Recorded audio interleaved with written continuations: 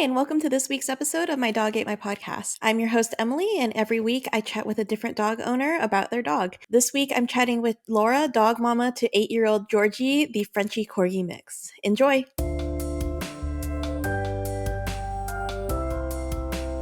Hi, Georgie! Georgina, can you say hi?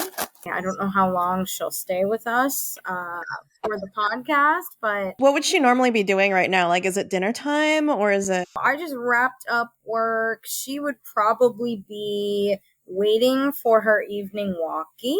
And then, yes, after the evening walk, it is dinner time. Yeah, but most of the time, like while working, she sort of spends either between here or in our bedroom. And then if and when we eat lunch, she always tries to snack some, but she's part Frenchie, so she doesn't ask. Is she exactly like 50-50 Frenchie Corgi? Yes, exactly 50-50 Frenchie Corgi. Come on down back to the camera, girlfriend. Would you say her personality is 50-50 Frenchie Corgi? I think her personality is, I would say, 90% Frenchie. She asserts her position, takes food when you're not watching, like out of your hand, but her bark is very Corgi. Okay, Georgie, this is you being a Frenchie. Let's go down. Sit down. Off the table. Good girl. Oh, there goes the camera. We're back. Okay. Okay, can you say hi one more time? She's being camera shy right now. We recently just got back from Maryland. She traveled with us. We always take her with us every year when we go to Maryland because we usually go for a month. And it's just easier to take her with us than leave her to be boarded. And she has a really good time. I mean, really the most that we do, we make sure she goes and sees her vet before we go, which is important to do. If you're traveling with a pet, you have to basically get an annual, and then you get a health certificate, which is good because that's an opportunity for them to give you any medications that you might need. Like for us in Washington, we don't really need HeartGuard, but in Maryland you do. It's always good we keep her on a regimen of that, especially after coming back from Maryland. But she's a really good little flyer. No complaints. She's used to it by now. We've done it the past 5 years. Oh, wow. So she's gotten really accustomed to it. This time when we were in Maryland, it was so interesting. Well, because we extended our trip, our certificate, so that's those health certificates, if it is helpful for anyone traveling with a pup. I didn't realize that the certificate definitely had an expiry, and the expiry is 30 days from the date of issue. So we extended our trip by like a week and some change, which meant our certificate was expired. So had to call various vets in the area, and not every vet would do it. It wasn't until my 10th call that I was told, like, you might want to say domestic travel because that will help the vet who you're talking to determine, like, if this is really something they can do and all of that. So we found a vet, and then that morning, that vet called us, and they were like, oh, we have to call and cancel because we're not able to do it today, and we're going to need to do it sometime next week, but later in the week, which, of course, was past our flight date. Nothing like waking up on a Friday morning, a few days before you have to travel that Monday, being like, what are we going to do? So we ran through all kinds of scenarios. Then we also made some more calls. But instead of Maryland, I called West Virginia since we weren't so far. And finally, we found a vet in Morgantown that could do it. So we go, we get her there, we get her health certificate. The vet was really, really nice. Then we went and had lunch, and Georgie joined us for lunch, and she was really good. She was, for the most part, quiet. I mean, she would whine a little bit just because she was like, you guys are eating, and I want what you're eating. And I try my hardest to not feed her from the table just because she then starts to expect everyone to do it. Now, being that we were just in a house with a bunch of kids, they definitely secretly fed her from the table. So Georgie was like, I am expecting this because those children gave me everything and anything that I wanted when I wanted it, which we also had to kind of keep tabs on because the vet definitely said, good job keeping her in a good weight because that will help with her hips and with everything. Given Right. her long body and big, it's like I think we did a pretty good job of that. And she's microchipped. We had all of her tags on her all the time and everything. But a couple times she wandered off to the neighbor's porch. She liked their house better. And the first time we didn't know where she was, it was a little scary. We were looking for her for like 15 minutes. And I have this very high pitched call that I do that tends to like immediately wherever she is, she stops and she comes. That's Mm-hmm. my secret. So after doing that a few times, right, like forgetting about this and then remembering, well, let me do that call, which is it's kind of ridiculous. Like it's very silly sounding, but it worked. And then we found her on the porch, the neighbor's porch. She was sitting there on a rocking chair the whole time, Oh just my kind of gosh. minding her own little business. And then when we walked up to the porch, she got off the rocking chair and went to the door as if to say, okay, let me in this house. And it's like, this is not your house. Twice she got out. Both times she went to that porch. But yeah, she had a good little trip overall, a successful little vacation. What does she usually do on like the flights and stuff? Or how long is that flight? The flight is about 5.5 to 6 hours. We because she is so you asked me about like her 50-50 split makeup of Corgi Frenchie. Scientifically, I don't know if that's more Corgi than Frenchie because she's not a brachial like her Yeah. nasal ways and everything. Like we don't have any issues there, no breathing issues, nothing of that sort. So she can go in cargo. She's over the weight for cabin by Mm-hmm. like 5 pounds. But I And think she's so long. she's so long.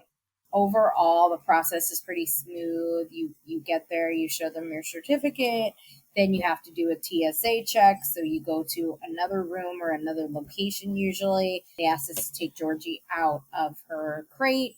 You have to use a specified crate. They do the checks. You have to have water. You have to have a bag of food, like a Ziploc bag of food on top in case, they need to go down there and like feed or anything like that. Any delays of any kind where dogs need to be fed or what have you. And you have to put a little pee pad like in the crate itself. The hardest part is when you leave them with TSA and then you go on your way to go through security and everything. First time we did it, Georgie was like very, bark, bark, bark, where are you Yeah. going? This last few time, maybe heard one or two little like whimpers, and then she kind of sat down and was like, okay, I guess I'm heading in. And Alaska, the airline we fly, once Georgie is on the plane, they give us a tag that says, your pup is on board. And we always look Oh, for that. Like we always were like, where is our little confirmation that yeah. on board and that everything is good. So I would say Alaska is a great airline to definitely fly. I do want to ask, does Georgie or Georgina, does she have like a government name? Like, does she have a full name, or what do you call her when she's in trouble? What do I call her when she's in trouble? Georgina for sure. I will say her full name when she's in trouble. But usually I just call her Georgie. Does she have any nicknames? What are some nicknames I've called this little stinker? Probably Stinker. It can be tough because sometimes it just comes out like It in does. conversation, and you're like, "Oh yeah, I didn't realize I call you like." Georgie 4G.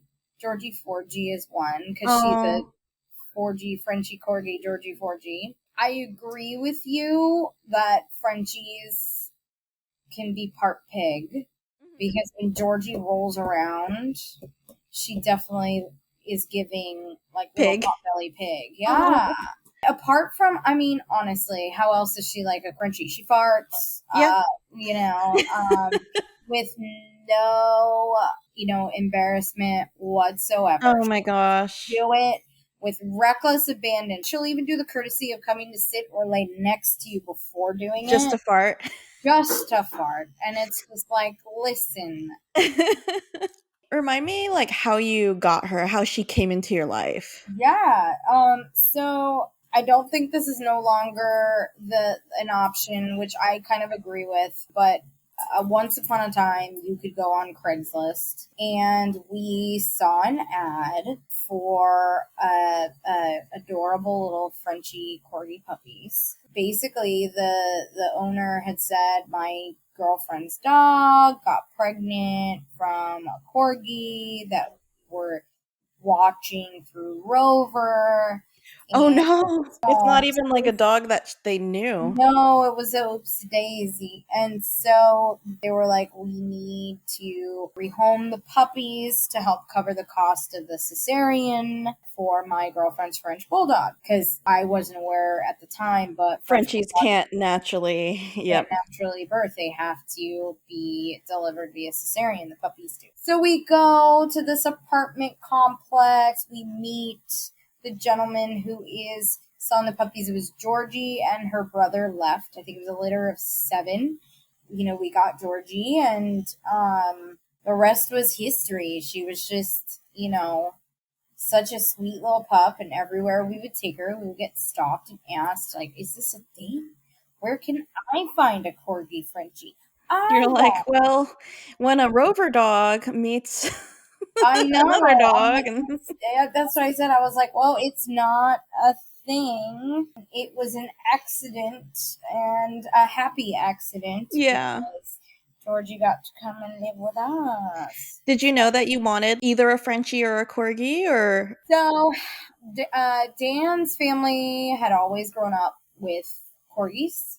So corgis were, you know, back in the 90s when they weren't as popular, his family always had corgis, and people would be like, oh, that's an unusual dog, or that's oh, so that's funny. the Queen's dogs, you know? Yeah. So he really, you know, understood the temperament of corgis and really liked corgis. I started noticing, you know, I knew Boston Terriers, I knew Mhm. pugs, but I wasn't familiar with Frenchies. Several people at Amazon had Frenchies. And I was like, oh my gosh, these cute, cute little pups that look like potbelly pigs. I want one. So I had been, you know, thinking about wanting to either adopt or get a Frenchie puppy, and then the opportunity to, you know, bring Georgina home. Yeah, get the But best of the both worlds. combo of both happened, and we took it. First night was rough.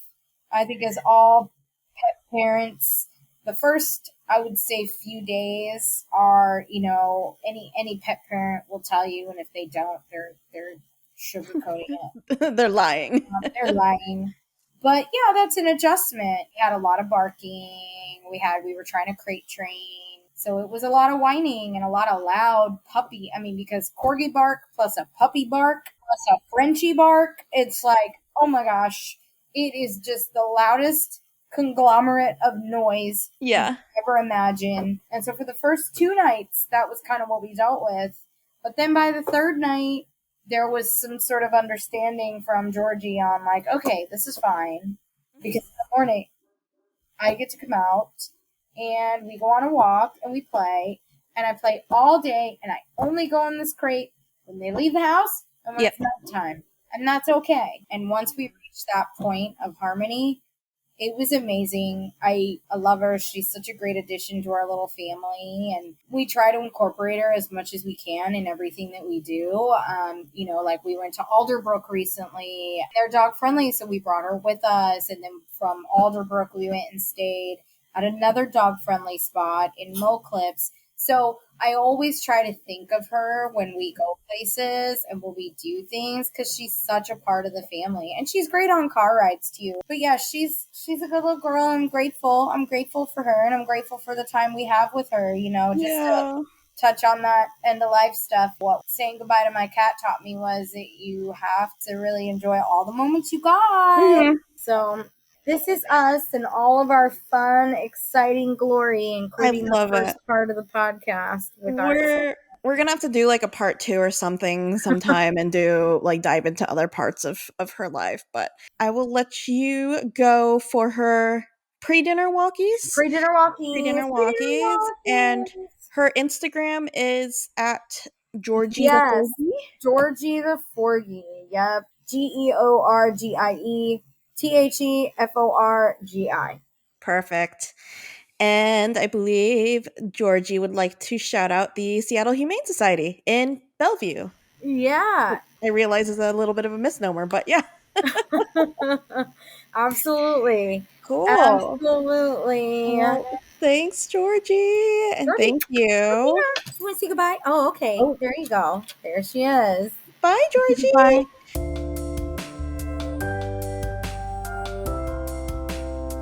Thanks for tuning in, and don't forget that you can follow Georgie on Instagram at Georgie the Forgy.